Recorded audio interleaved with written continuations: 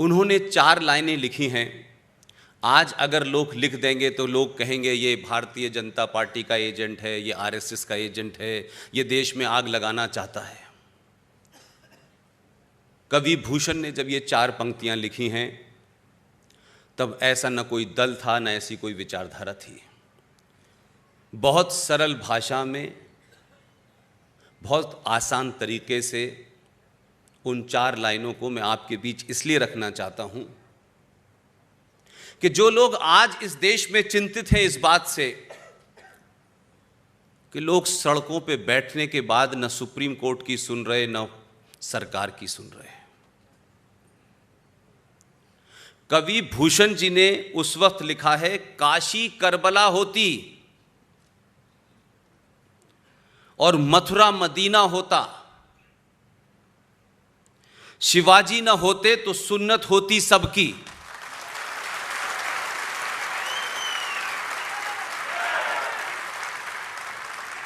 इसलिए छत्रपति महाराज शिवाजी की धरती, उनके मानने वाले संभाजी महाराज की ये जगह, आप तमाम सारे लोगों की मौजूदगी ये बताती है कि ये देश दोबारा बंटने वाला नहीं है।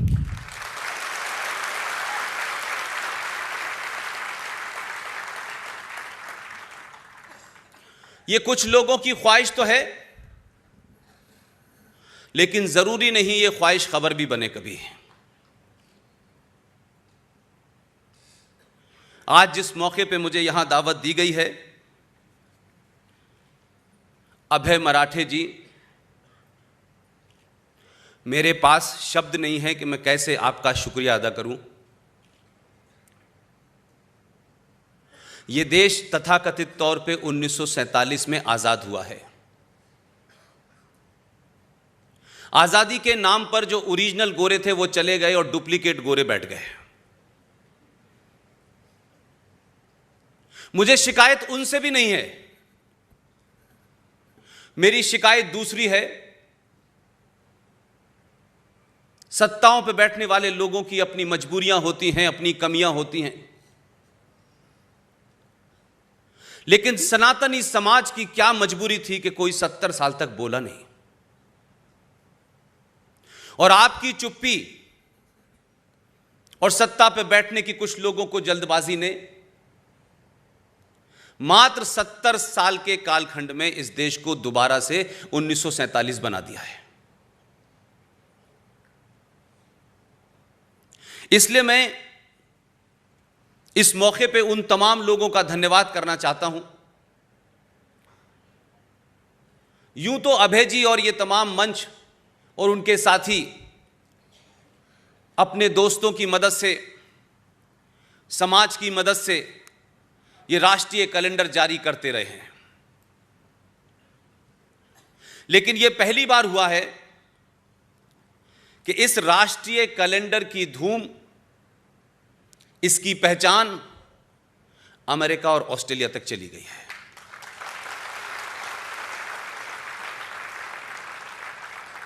और ये बात मैं आपके सामने इसलिए कहना चाहता हूं कि अभी भी एक बहुत बड़ा समाज है हमारे देश में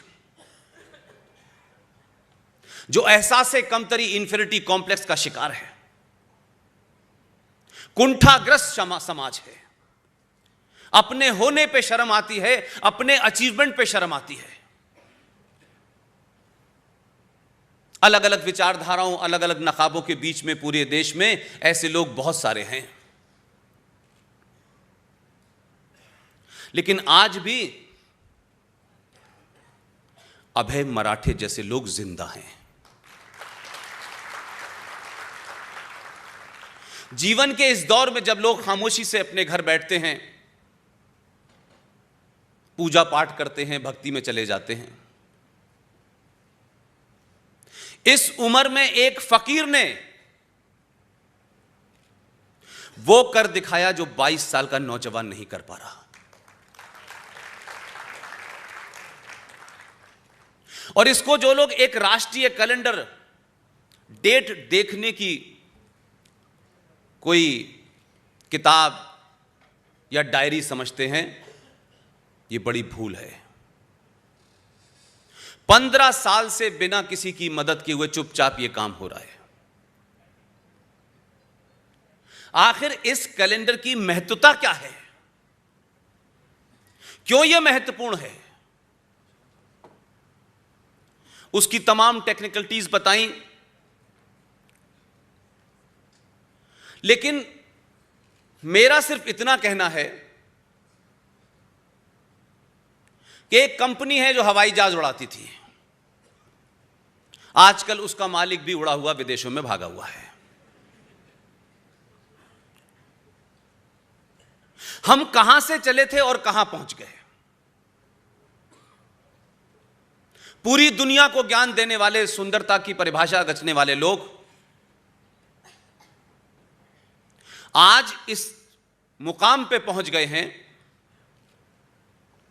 कि उस कंपनी का, उस एयरलाइंस का कैलेंडर लेने के लिए बड़े बड़े नेता लाइन में लग के लेते थे। एक प्राइड थी लोगों की उस कंपनी का कैलेंडर। यह बात अलग है कि उस पे क्या छपा होता था, यह मेरे कहने की जरूरत नहीं है। यह इस बदले हुए भारत का रूप है।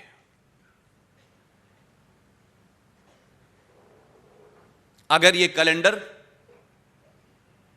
1957 से छपा होता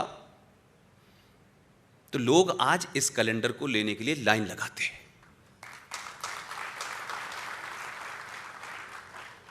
यह कैलेंडर कोई कॉमर्शियल विज्ञापन नहीं है। यह 5000 साल पुराने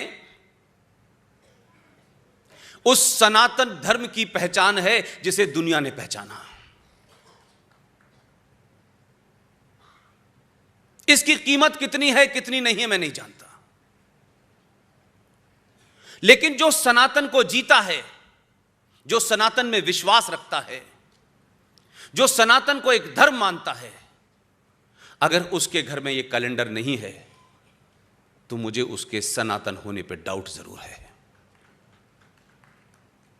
और इसमें आपकी गलती नहीं है, क्योंकि 70 सालों में संसद में, संविधान में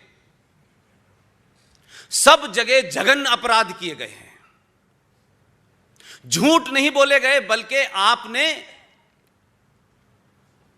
संविधान के अंदर से चीजें निकाल के फेंक दी क्योंकि वो आपकी सत्ता को सूट नहीं करती थी। और यह सिलसिला रुका नहीं। इसीलिए भारत के संविधान में खास तौर से मैंने कहा कि आपने, अभय जी, तमाम इसमें चित्र छापे हैं। और यकीन मानिए कि मेरा उनसे कोई इस बीरे में कोई बातचीत नहीं हुई, लेकिन एक विषय को मैं 2 साल से उठा रहा था। उस विषय को उन्होंने अपने में जगह दी है। यह विषय क्या है? यह महत्वपूर्ण है। मैंने इसीलिए कहा कि अगर आप अपना सफर शुरुआत में ही गलत रास्ता पकड़ेंगे तो कभी लक्ष्य ठीक नहीं मिलने वाला। यह आजादी की कहानियां, यह इतिहास, यह भारत के पहले शिक्षा मंत्री का फ्रॉड, यह अगर इस देश को पता होता तो देश आज इस मोड़ पे नहीं खड़ा होता कि जिन विश्वविद्यालयों में मेरे और आपके पैसे से, टैक्स के पैसे से, दिल्ली का एक विश्वविद्यालय जिसका नाम बहुत है, उसमें पढ़ने वाले छात्र को पूरा एसी कमरा साल भर में बिजली के 10 रुपए में मिलता है। इस देश में हजारों कॉलेज और विश्वविद्यालय होंगे, करोड़ों गरीब मां बाप के बच्चे पढ़ने जाते होंगे, अपने राज्य से दूसरे राज्य जाते हैं। उनके रहने के, खाने की क्या व्यवस्था है, इसका किसी को अंदाजा नहीं है। ये उस गरीब मां बाप से पूछिए कि वो अपने बच्चे के रहने के लिए भी, जिनको हॉस्टल नहीं मिलता, वो 2-2, 4-4, 5-5 हजार रुपए देकर के बाहर रहते हैं। हिंदुस्तान में कोई हॉस्टल ऐसा नहीं है, एक भी हॉस्टल ऐसा नहीं है जिसके कमरे की फीस मात्र 10 रुपए हो।